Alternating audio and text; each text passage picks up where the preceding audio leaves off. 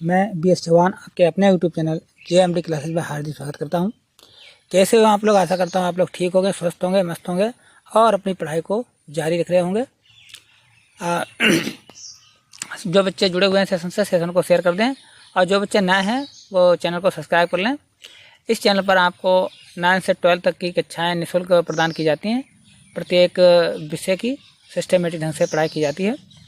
इसलिए जो बच्चे यूपी बोर्ड एग्ज़ाम 2025 की तैयारी कर रहे हैं, चाहे हाई स्कूल के हो या इंटरमीडिएट के, सभी बच्चे आज ही चैनल को सब्सक्राइब करें ताकि आपकी कोई भी वीडियो मिस ना हो और आप बेहतर प्रयास कर सकें, बेहतर सफलता प्राप्त कर सकें। तो जिन बच्चों ने पिछला वीडियो नहीं देखा है उसका लिंक नीचे डिस्क्रिप्शन में दिया गया, वहाँ से जाकर आप पिछला वीडियो देख सकते हैं। आज ये श्रद्धा मनु का पार्ट 3 है, जिसे हम उसके आगे वाले पद्यांशों की चर्चा करेंगे, समझेंगे अर्थ। तो जो बच्चे जुड़े हुए हैं सेशन को शेयर कर दें। फिर चलते हैं अपने टॉपिक पर देर ना करते हुए।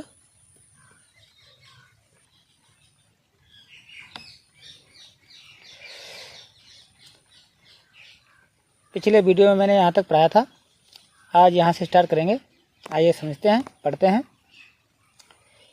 दृष्टि जब जाती हिमगिरी और प्रश्न करता मन अधिक अधीर, धरा की या सिकुड़न भयभीत, आहा कैसी है क्या है पीर।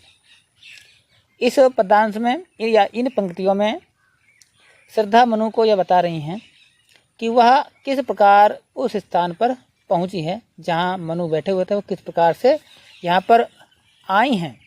इसके बारे में श्रद्धा मनु को बताते हुए कहती हैं कि दृष्टि जब जाती हिमगिरी ओर, यानी जब मेरी दृष्टि हिमगिरी, हिमगिरी मतलब हिमालय पर्वत की ओर जाती है, जब मेरी दृष्टि जो हिमालय की ओर जाती है, तब मेरे मन में ना जाने प्रश्न करता मन अधिक अधीर। अधीर माने होता है धैर्यहीन, धैर्य ना होना, व्याकुल होना। तो हमारा मन और मेरा मन जो है, मेरे मन में ना जाने कितने ही तरह के प्रश्न उठने लगते हैं। जब मेरी दृष्टि हिमालय पर्वत पर पड़ती है, हिमालय पर्वत की ओर जाती है, तो ना जाने कितने प्रश्न हमारे मन में उठने लगते हैं। और धरा की या सिकुड़न भयभीत, धरा की या सिकुड़न भयभीत, धरा माने पृथ्वी, और उनके उत्तर जानने के लिए मैं बेचैन हो उठती हूँ। जो प्रश्न मेरे मन में उठते हैं, उन प्रश्नों का उत्तर पाने के लिए मैं बेचैन हो उठती हूँ। और इतने विस्तृत भूभाग पर फैली हुई ये धरती जो पृथ्वी है, धरती की सिकुड़न के रूप में इस पर्वत श्रृंखला का वास्तविक स्वरूप क्या है, वास्तविक स्वरूप क्या है, और इसकी आह कैसी है, इसकी आह कैसी है। पीर माने होता है पीड़ा, और इसकी पीड़ा कितनी गहरी है, इसका वास्तविक स्वरूप क्या है, इसकी आह कैसी है और इसकी पीड़ा कितनी गहरी है। कहने का तात्पर्य है कि इन जो कठिन स्थान है, जो दुर्गम स्थल हैं, जहाँ पर पहुँचना कठिन है, दुर्गम स्थलों पर रहने वाले लोगों का जीवन जो है कितना कष्टमय और चुनौतियों से, संघर्षों से भरा होता है। ऐसे कितने ही प्रश्न श्रद्धा के मन में उठ रहे हैं और वो प्रश्न श्रद्धा को व्याकुल कर रहे हैं।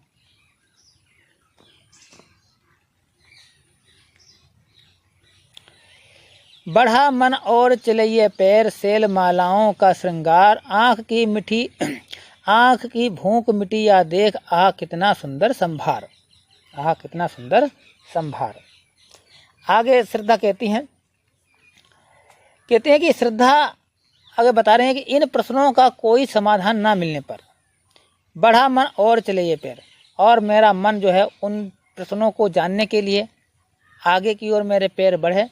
इन प्रश्नों का कोई समाधान ना मिलने के कारण मेरा मन जो है हिमालय के दर्शन पाने के लिए, शैल मालाओं का श्रृंगार, जो शैल मालाएँ, चट्टानें हैं, जो श्रृंखला बनी हुई है, उसका श्रृंगार, उसके दर्शन करने के लिए मेरा मन जो है व्याकुल होता और मेरे कदम उस ओर चल पड़े। बढ़ा मन और चले ये पैर, और मेरे पैर जो हैं, मेरे कदम जो हैं, उस हिमालय पर्वत की ओर चल पड़े।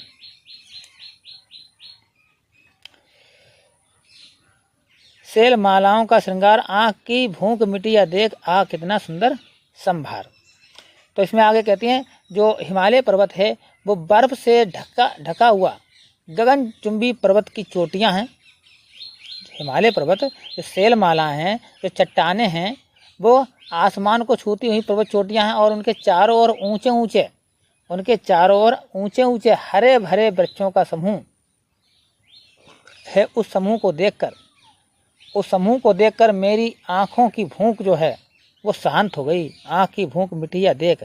उन पर्वत श्रृंखलाओं जो हैं, उन पर जो ऊंची ऊंची चोटियां हैं, उन और वह चोटियों के चारों ओर ऊंचे ऊंचे फैले हुए हरे भरे वृक्षों के समूह को देख करके श्रद्धा की आँखों की जो भूख थी वो शांत हो गई। आह कितना संभार, आह कितना सुंदर संभार।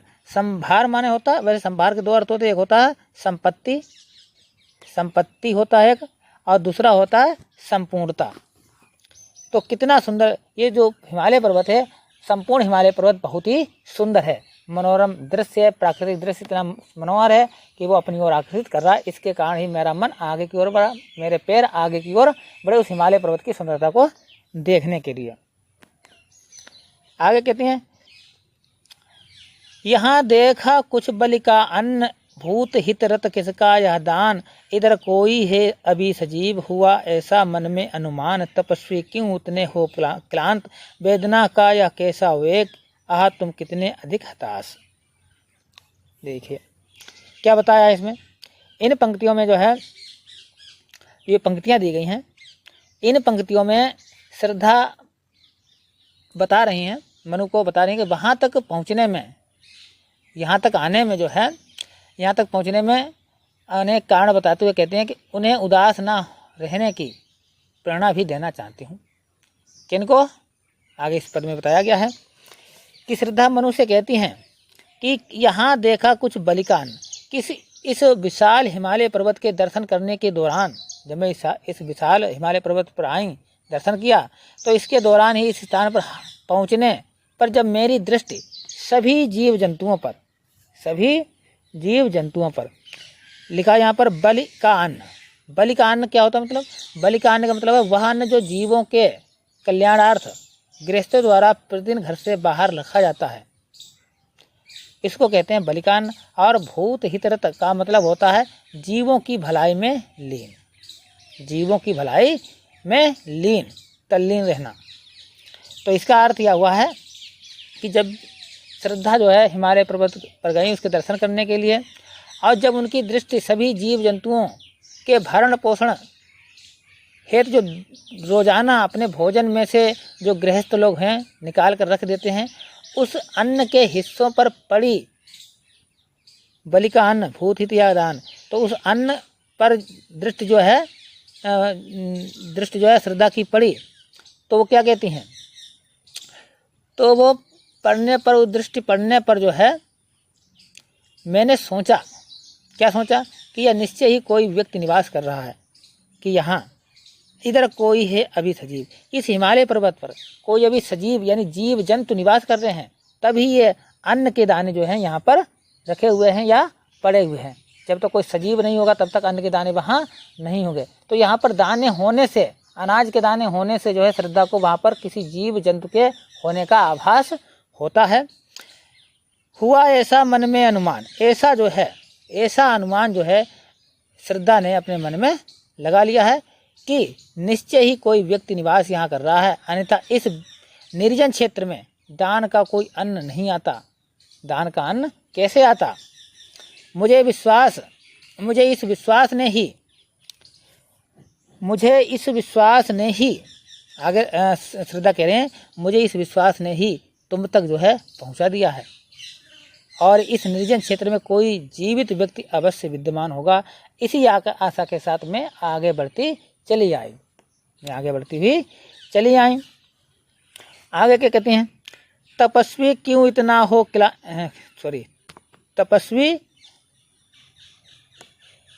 तपस्वी क्यों इतने हो क्लांत, वेदना का यह कैसा वेग, आह तुम कितने अधिक हताश, बताओ यह कैसा उद्वेग। आगे कहते हैं, इसके बाद श्रद्धा मनु से पूछती हैं। श्रद्धा तो बता रही हैं, अब श्रद्धा मनु से पूछ रही हैं, श्रद्धा मनु से प्रश्न कर रही हैं कि तपस्वी, पूछते कि हे तपस्वी, हे तपस्या करने वाले व्यक्ति, हे तपस्वी क्यों इतने हो क्लांत, क्लांत माने क्या होता है बच्चों? क्लांत माने होता थका हुआ। क्लांत माने क्या होता? थका हुआ, थका हुआ। क्लांत माने थका हुआ। अब वेदना माने होता दर्द। वेदना माने क्या होता है? दर्द या पीड़ा। दर्द कह लो या पीड़ा कह लो, ठीक है बच्चों। तो श्रद्धा कह रही हैं, क्या कह रही हैं कि हे तपस्वी, आखिर किस कारण से तुम इतने दुखी और उदास हो? तपस्वी, क्यों इतने हो क्लांत, क्यों इतने थके हुए हो और क्यों इतने दुखी हो? तुम्हारी दुख की पीड़ा बहुत अधिक है, तुम दुखी और उदास क्यों हो? तुम्हारे मन में इतनी तीव्र पीड़ा क्यों है? इतनी तीव्र, वेग माने होता है ज़्यादा, अधिक पीड़ा। एक दुख होता है, एक बहुत अधिक दुख होता है। तो इतना अधिक दुख तुम्हारे अंदर क्यों है? तुम इतनी तीव्र पीड़ा क्यों है तुम्हारे अंदर? तुम्हारे निराश होने के पीछे क्या कारण है? आह, तुम कितने अधिक हताश, तुम कितने अधिक हताश हो, निराश हो, परेशान हो, चिंतित हो। इसका क्या कारण है? किस कारण से तुम इतने उदास इस समुद्र तट के किनारे बैठे हुए हो? बताओ या कैसा उद्वेग। उद्वेग माने होता है बच्चों घबराहट या चिंता। घबराहट या चिंता। तो मुझे बताओ, यह कैसी चिंता है जो तुम्हारे मन मस्तिष्क में लगातार उपज रही है? उस चिंता को बताओ, उस समस्या को बताओ, हो सकता है मैं उस समस्या का कुछ हल कर सकूं। तो ऐसे प्रश्न श्रद्धा मनुष्य पूछ रही हैं। आगे क्या कहती हैं? अब श्रद्धा मनु को समझाते हुए कह रही हैं, क्या कह रही हैं? दुख की पिछली रजनी बीच विकसता सुख का नवल प्रभात। एक पर्दा या झीना नील छिपाए है जिसमें सुख गात। जिसे तुम समझो अभिशाप जगत की ज्वालाओं का मूल। इसका वारस वरदान कभी मत इसको जाओ भूल। देखिए बच्चों क्या कहा गया इसमें। दुख की पिछली रजनी बीच। देखिए यहाँ पर जो है इस पदार्थ में श्रद्धा मनु को बताती है, तुम जो उदास बैठे हो उस उदासी को, उस परेशानी को छोड़ दो और प्रसन्नचित होकर जो है अपने लक्ष्य की ओर बढ़ो। यानी जो समय था, जो नकारात्मक समय था वो बीत चुका है। अब तुम आशाशील हो जाओ, आशान्वित हो जाओ, ताकि आगे का जीवन आपके लिए सरल हो जाए। आगे आशाओं की नई आशाएं आपके इंतज़ार कर रही हैं। तो वही बता रही हैं कि दुख की पिछली रजनी बीच विकसता सुख का नवल प्रभात। श्रद्धा मनु को प्रेरणा दे रही हैं, ठीक है, प्रोत्साहित कर रही हैं, उनका उत्साहवर्धन कर रही हैं। क्या कह रही हैं? दुख की रात, दुख की पिछली रजनी माने क्या होता है बच्चों? रात। कि दुख की जो पिछली रात थी, दुख की जो पिछली रात थी वो बीत गई है, और उस दुख की पिछली रात के बीतने के बाद उसके बीच में सुख का, विकसता सुख का नवल प्रभात। नवल माने नया, तो सुख का नया सवेरा उदित होगा या सुख का नया सवेरा निकलेगा। दुख की पिछली जो रजनी थी, वो दुख की जो रात थी पिछली, वो बीत चुकी है, और उसी बीच जो है सुख का नया सवेरा होगा, नया सवेरा आएगा। कैसे आएगा इसके बारे में बता रही हैं। क्या बता रही हैं?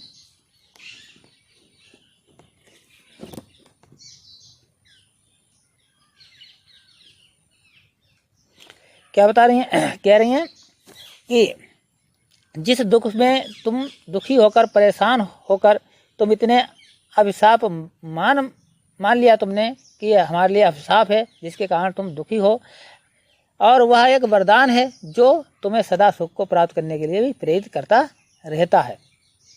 तो यहाँ पर जो है लेखक कवि जो है ये भाव प्रकट करना चाहता है, स्पष्ट करना चाहता है कि जिस प्रकार रात्रि के पश्चात सूर्योदय होता है, जिस प्रकार रात के बाद सूर्योदय होता है और संपूर्ण जगत प्रकाश में हो जाता है, संपूर्ण जगत में प्रकाश हो जाता है, रोशनी हो जाती है, उसी प्रकार मनुष्य के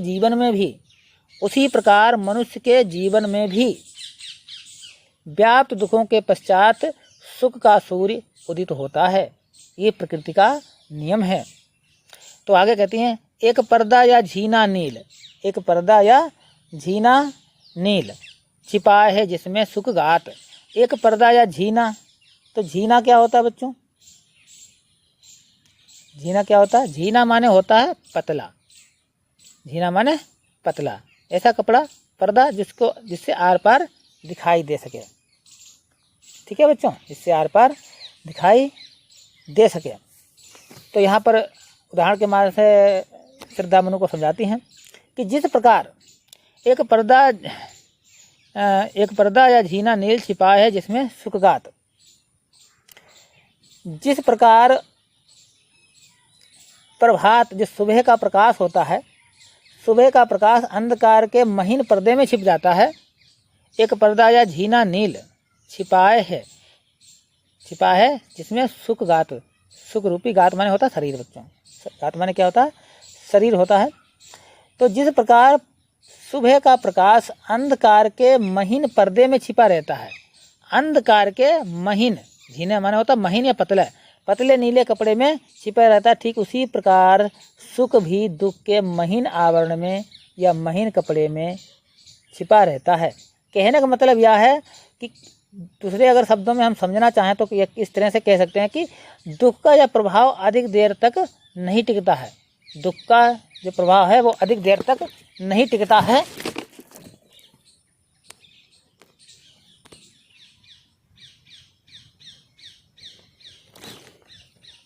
तो कहने का तात्पर्य यह है बच्चों कि दुख का यह जो प्रभाव है वो अधिक देर तक नहीं रहता है और नई आशाओं को सजाए हुए सुख का एक नया सवेरा होता है, यानी सुख का एक नया सवेरा होता है।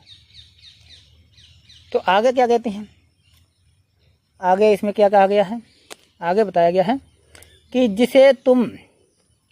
जिसे तुम समझे हो अभिशाप जगत की ज्वालाओं का मूल, इसका वह रहस्य वरदान कभी मत इसको जाओ भूल।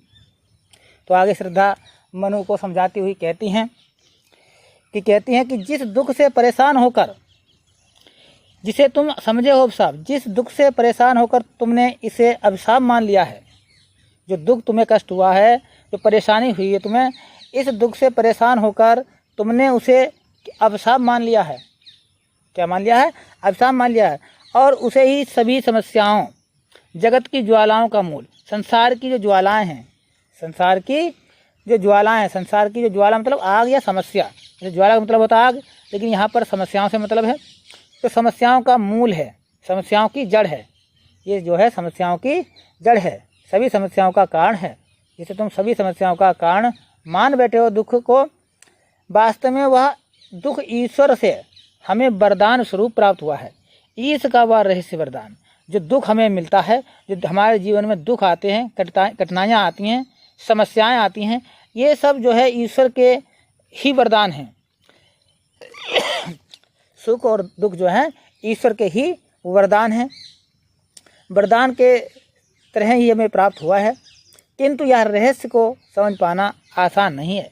लेकिन जो अभिशाप तुम्हें मिला है, जो दुख मिले हैं, इस दुख रूपी दुख का वरदान जिसे तुम ये तुम्हारे लिए वरदान ही है, लेकिन ये क्या है, इसको तुम समझ नहीं सके हो, क्योंकि यह एक रहस्य है।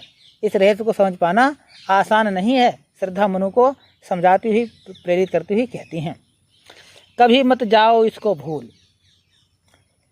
इसके बावजूद तुम्हें इस बात को भी हमेशा ध्यान रखना चाहिए, तुम्हें इस बात को भी सदैव ध्यान रखना चाहिए कि दुख रूपी वरदान ही, जो दुख रूपी वरदान है, दुख रूपी वरदान ही मानव को सुख प्राप्त करने के लिए सदा प्रेरित करता है।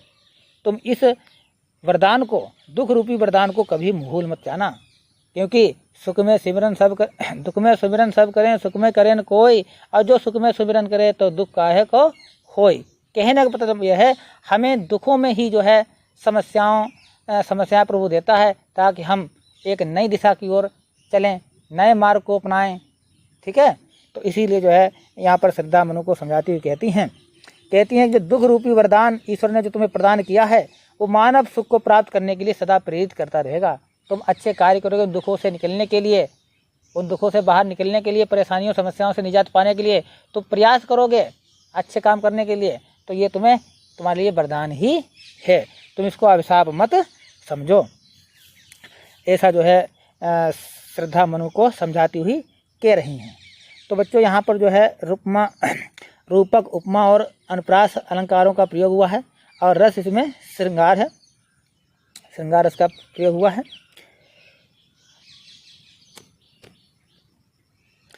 आगे क्या कहती हैं? लगे कहने मनु सहित विषाद, मधुर मारुत से ये उच्छ्वास, अधिक उत्साह रंग आवाद, उठाते मानस में सविलास।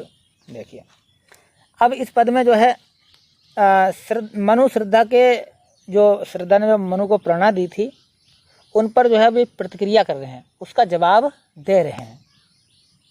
ठीक है, अब मनु श्रद्धा से क्या कह रहे हैं? लगे कहने मनु सहित विषाद। विषाद माने होता है दुख, विषाद माने क्या होता है बच्चों? दुख होता है। अब मनु जो हैं, श्रद्धा की जो बातें थीं मनु ने सुनी और सुनकर के मनु दुख भरे शब्दों में कहते हैं।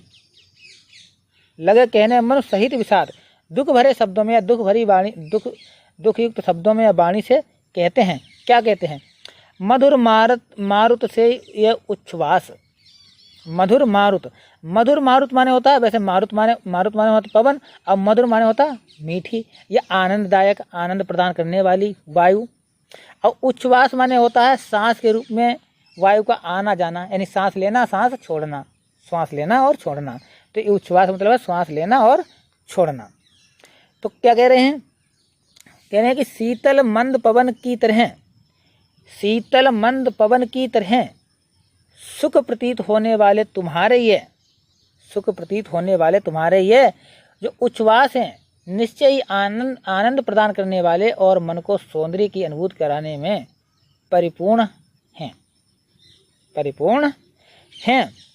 अधिक उत्साह तरंग आबाद, अधिक उत्साह तरंग आबाद, और आबाद माने होता बाधा रहित होना, बाधा रहित होना। अब मानस माने होता है हृदय, मानस माने हृदय। और सविलास माने होता है क्रीड़ा सहित, क्रीड़ा सहित यानी आनंद पूर्वक। ठीक है बच्चों, तो इसका अर्थ हुआ है कि इसके परिणाम स्वरूप मन में निरंतर ही उत्साह की तरंगें हिलोरे ले रही हैं। अधिक उत्साह तरंगवाद, और तरंगें मन में जो है, जो बात तुमने बताई है उसके परिणाम स्वरूप जो मन में लगातार उत्साह की नई तरंगें, नई लहरें हिलोरे ले रही हैं। उठाते मानस में सविलास, किंतु इस सच को भी नहीं जुटलाया जा सकता है। मनुष्य का जीवन दुखों से भरा हुआ है और वह उसके सम्मुख विवश और असहाय रहता है, सम्मुख और असहाय रहता है, और उसका आनंद पूर्वक जो है हृदय आनंद उठाता है। किंतु जीवन कितना निरुपाय, आगे कहते हैं, आगे मनु कहते हैं, लेकिन हम जीवन में, जीवन जो हमारा जो जीवन है वो निरुपाय है, उसका कोई समाधान नहीं है।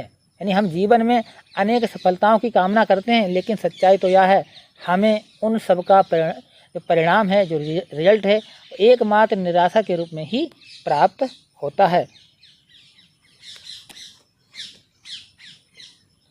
देख लिया देख नहीं संदेश, लिया है देख नहीं संदेश, निराशा है जिसका परिणाम सफलता का वह कल्पित गया है। तो सच्चाई तो यह है कि हमें उन सब का परिणाम एकमात्र निराशा ही के रूप में ही प्राप्त होता है। इस छोटे से जीवन में, जो हमारा जो जीवन है, जीवन हम जी रहे हैं, ये बहुत कम आयु का जीवन है। इस छोटे से जीवन में हम अपनी जो विभिन्न इच्छाएं होती हैं, विभिन्न चाह होती हैं, विभिन्न कामनाएं होती हैं, उनकी पूर्ति हम नहीं कर पाते हैं। इस चूँकि हमारी इच्छाएं अनंत होती हैं, जिनकी कोई सीमा नहीं होती है, एक इच्छा पूर्ति के बाद हमारी दूसरी इच्छा जागृत हो जाती है, तो इच्छाएं कभी समाप्त नहीं होती है। और चूँकि जीवन हमारा लघु है, बहुत छोटा जीवन है, तो छोटे से जीवन में हम अपनी इच्छाओं की पूर्ति कभी नहीं कर पाते हैं। और एक दिन ऐसा आता है कि हमें इस संसार को छोड़कर जाना पड़ता है, हमें इस संसार को छोड़कर जाना पड़ता है। अतः इसलिए इसमें यह कहा गया है, कहा जाता है कि हमारा जो जीवन है सफलता की कल्पनाओं का घर है, सफलता का वह कल्पित है। जो हमारा जीवन है वो सफलता की कल्पनाओं का घर है, ज्ञेय माने घर है। हम कल्पनाएं कर सकते हैं सफलता प्राप्त करने के लिए, लेकिन हम इस छोटे से जीवन में वो अपनी इच्छाएं, असीमित इच्छाओं को की पूर्ति नहीं कर सकते हैं। आगे क्या कहती हैं, आगे क्या कहते हैं मनु, कहा आगंतुक ने सस्नेह, कहा आगंतुक ने सस्नेह, अरे तुम इतने हुए अधीर, हार बैठे जीवन का दांव, जीतते मर कर जिसको वीर, जीतते मरकर जिसको वीर। कितनी अच्छी बात जो है यहाँ पर जो है श्रद्धा ने मनु को बताई है। तो श्रद्धा जो मनु थे, मनु की बात को सुना श्रद्धा ने। अब श्रद्धा जवाब दे रही हैं, श्रद्धा बता रही हैं। इस वेदांत में श्रद्धा जो है, जो निराशा में डूबे हुए जो मनु बैठे हैं, उदास अवस्था में जो मनु बैठे हुए हैं, मनु के मन में जो आशा, उत्साह, आनंद का संचार करने का यह प्रयास जो है इस पद में श्रद्धा जी कर रही हैं और उन्हें समझा रही हैं, हर तरह से समझा रही हैं कि उदास मत रहो, जीवन में सफलताएं और असफलताएं आती रहती हैं, लेकिन असफलताओं में पढ़कर मुझे निराश नहीं होना है, क्योंकि ये ईश्वर का वरदान है। तो क्या कहती हैं, आइए समझते हैं। कहा आगंतुक, यानी उस आगंतुक कौन, श्रद्धा कहती हैं। श्रद्धा क्या है, मनु एकांत स्थान पर बैठे हुए थे, निर्जन स्थान पर बैठे हुए थे और श्रद्धा वहाँ आई थी।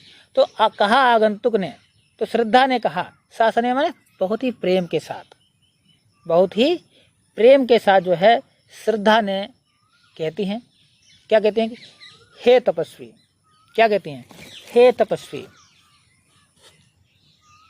अरे तुम इतने हुए अधीर, अरे तुम इतने अधीर, अधीर मतलब धैर्य खो देना, अधीर का मतलब है धैर्य धारण ना कर पाना या धैर्य खो देना। तुम धैर्य खो दिया है तुमने, तुम इतने जल्दी परेशान और चिंतित हो गए कि तुमने जो है अपना धैर्य खो दिया है। हार बैठे जीवन का दांव, अब तुमने उस सफलता को पाने की तीव्र उत्कंठा जो इच्छा थी, प्रबल इच्छा थी, वो भी तुम्हारे अंदर शेष नहीं रही है। जब तुमने धैर्य खो दिया है तो धैर्य खोने से तुम आगे नहीं बढ़ सकते हो, तुम्हारे अंदर पॉजिटिव विचार, सकारात्मक विचार नहीं आ सकते हैं। हार बैठे जीवन का दांव, जिसे वीर पुरुष बहुत ही कठिन परिश्रम के बल पर प्राप्त करते हैं, जिस सफलता को जो वीर पुरुष होते हैं बहुत ही कठिन परिश्रम करके उसके कठिन परिश्रम के आधार पर, शक्ति पर उसको प्राप्त करते हैं। क्योंकि साहसी, जीतते मरकर जिसको वीर, क्योंकि जो साहसी लोग होते हैं, जो कर्मवीर होते हैं, जो वीर पुरुष होते हैं, वो इस जगत कर्मवीर बनने के लिए, तुम कर्मवीर बनने की जगह तुम क्या हो, तुम निराश और हतोत्साहित हो गए हो। हार बैठे जीवन का दांव, तुम पूरे जीवन का दांव हार बैठे हो।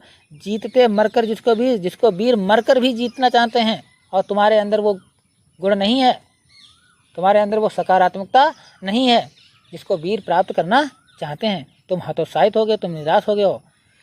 तो आगे क्या कहती हैं,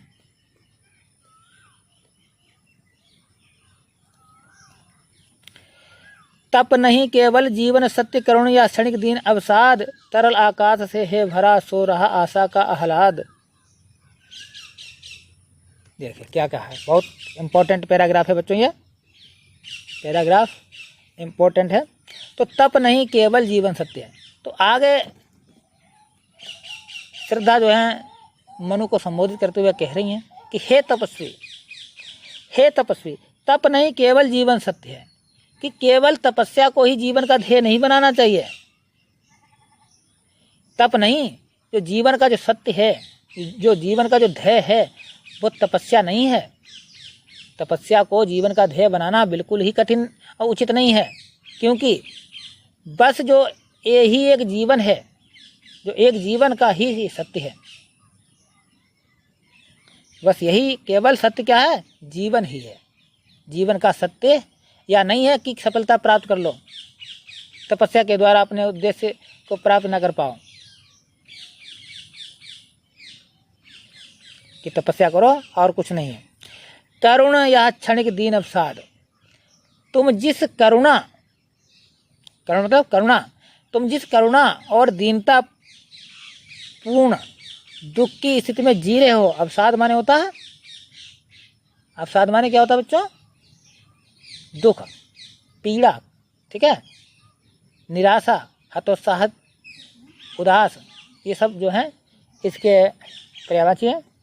तो क्या कह रहे हैं कि तुम जिस करुणा और दीनतापूर्ण दुख की स्थिति में जी रहे हो, दीनतापूर्ण दुख की स्थिति में जी रहे हो, वह अविलंब ही समाप्त होने वाली है।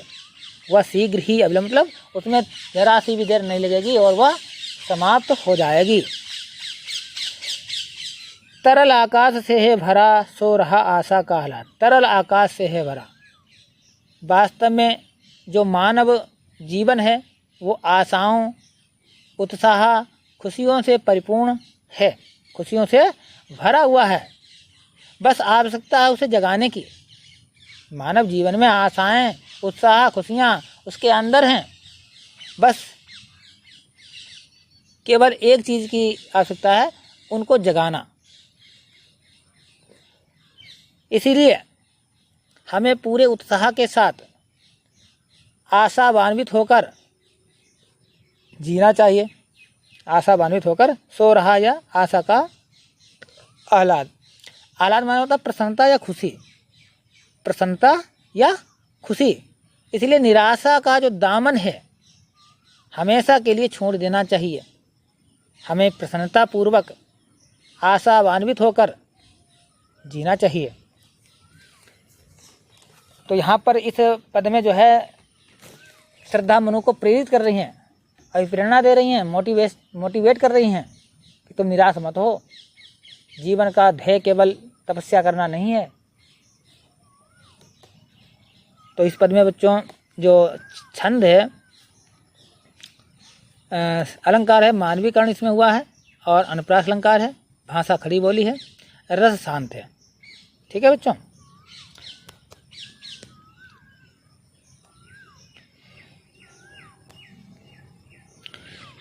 प्रकृति के यौवन का श्रृंगार करेंगे कभी न बासी फूल, मिलेंगे वे जाकर अतिशीघ्र आह उत्सुक है उनकी धूल। एक तुम यह विस्तृत भूखंड, प्रकृति वैभव से भरा आनंद, कर्म का भोग, भोग का कर्म, यही जड़ का चेतन आनंद। देखिए क्या कह रही हैं श्रद्धा, मनु को और अधिक समझा रही हैं। कहा है प्रकृति के यौवन का श्रृंगार, प्रकृति के यौवन का श्रृंगार। इस पद में जो है श्रद्धा ने बासी फूलों के उदाहरण के माध्यम से मनु को समझाने का प्रयास किया है, मनु को आशावान्वित करने का प्रयास किया है, प्रेरणा देने का प्रयास किया है इस पद में। और क्या कहा है, प्रकृति के यौवन का श्रृंगार करेंगे कभी न बासी फूल। श्रद्धा निराश मनु को समझाती हुए कहती हैं कि प्रकृति की शोभा कभी भी बासी फूलों से नहीं बनती है, मुरझाए हुए फूलों से नहीं बढ़ती है। बासी फूल प्रकृति की शोभा नहीं बढ़ाते हैं। मिलेंगे वे जाकर अतिशीघ्र आह उत्सुक है उनकी धूल। जो फूल ताजे हों और खिले हुए हों उन्हीं की सुंदरता और खुशबू से बगीचे और या वन सुशोभित होते हैं। बासी फूलों से प्रकृति कभी भी अपना श्रृंगार नहीं करती, अपने यौवन का श्रृंगार नहीं करती है। उसका श्रृंगार जो है नए फूल, ताजे फूल, खिले हुए फूल और उनकी सुंदरता और खुशबू से ही प्रकृति की शोभा बढ़ती है। मिलेंगे वे जाकर अतिशीघ्र आह उत्सुक है उनकी धूल। अब आगे क्या कह रही हैं श्रद्धा की, डाल से जो टूटे हुए फूल हैं, जो बासी फूल हैं, फूलों का तो बस एक ही परिणाम होता है, जो बासी फूल हैं, जो पुराने फूल हैं, जो डाल से टूट गए फूल हैं, उनका बस एक ही परिणाम होता है और वह है धूल। आह उत्सुक हैं कि वे बासी फूल उनकी तीव्र इच्छा होती है वो गिर जाए नीचे ज़मीन पर और क्या हो, धूल में मिलकर अपना अस्तित्व मिटा दें। उस धूल में मिलकर, उस धूल में मिलने के लिए बहुत ही उत्सुक हैं और मिलकर जो है अपना अस्तित्व समाप्त कर लेना चाहते हैं। इसलिए हे मानव, हे मनु, मानव को भी निराश और अकर्मण्यता त्याग कर आशा और परिश्रम के सहारे या उद्यम के सहारे अपने जीवन को सार्थक बनाना चाहिए। हाथ पर हाथ रखकर नहीं बैठना चाहिए, आगे बढ़ते रहना चाहिए। कठिनाइयों का सामना करते हुए, जीवन से संघर्ष करते हुए आगे की ओर बढ़ना चाहिए, क्योंकि आगे क्या है, आगे सफलता की कुंजी है।